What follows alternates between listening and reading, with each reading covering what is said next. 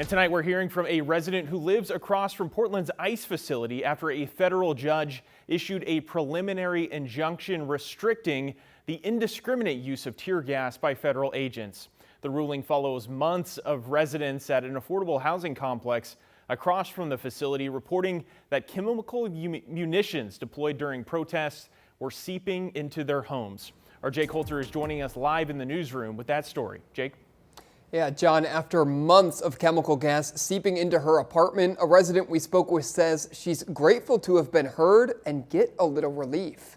We aren't invisible anymore. Mindy King lives here at Gray's Landing, right across the street from the ICE facility. To see it change so quickly to a place of fear where I had to teach my child how to put on a gas mask and I had to constantly be on guard about, did we leave a window open? King in disbelief that her life now involved putting on a gas mask in her home, her sanctuary. This was an actual functional need I had in my home.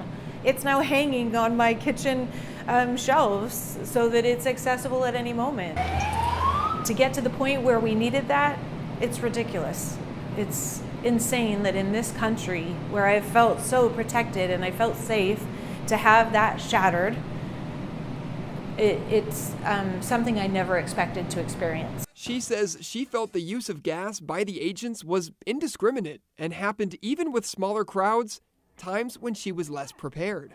Ripping the air conditioner out of my window so that I can get it closed, and those are the times that I got tear gas in my apartment. That gas taking a toll on her health.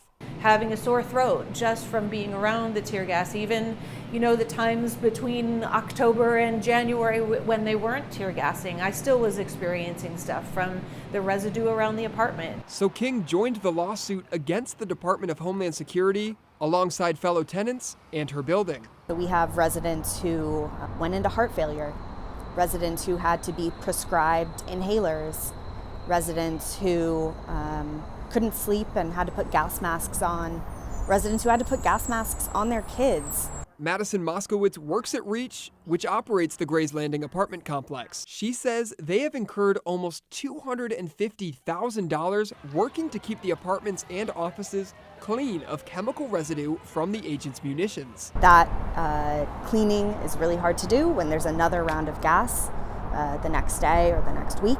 So a permanent injunction is really essential to keep our residents safe and healthy and free from this unwarranted intrusion by the federal government. The temporary injunction in place until the case is over. The fact that we were able to accomplish this will really set the precedent and give other vulnerable communities the opportunity to protect themselves as well and be inspired by the strength of action that we took here. And Moskowitz says they are asking the community and elected officials for help paying off the hundreds of thousands in unexpected expenses that have come with keeping the building clear of chemicals. We reached out to DHS for comment, but not yet have heard back.